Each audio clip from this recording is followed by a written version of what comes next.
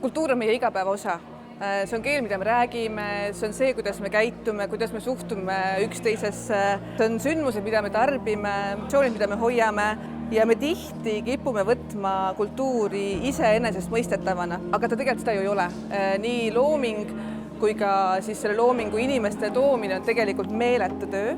Mul on väga hea meel, et PÖFF on võtnud selle halli aja enda kanda ja toob siia pimedasse novembrisse maagilist filmikunsti, mis avardab meie silmaringi ja rikastab meie meeli. Ja nagu me kipume seda igapäevaelu iseenesestmõistetavalt võtma, siis võib-olla me kipume ka PÖFF-i iseenesestmõistetavalt võtma, aga me ei tohiks seda teha, sest see on meeletu töö.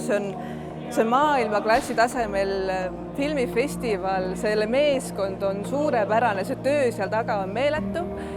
Ja kui riik ei suuda kaasas käia festivali arenguga või riigil on muu fookus, siis tegelikult tulebki ettevõtjatel panna oma õlg alla. Ja ma tõesti loodan, et kõik ettevõtjad ei võta kultuuri iseenesestmõistetavana, vaid sellel raskel perioodil, mis praegu meil eriti on, panevad õla alla ja aitavad luua Eestis võimalikult rikast ja mitmekülgset kultuuripilti.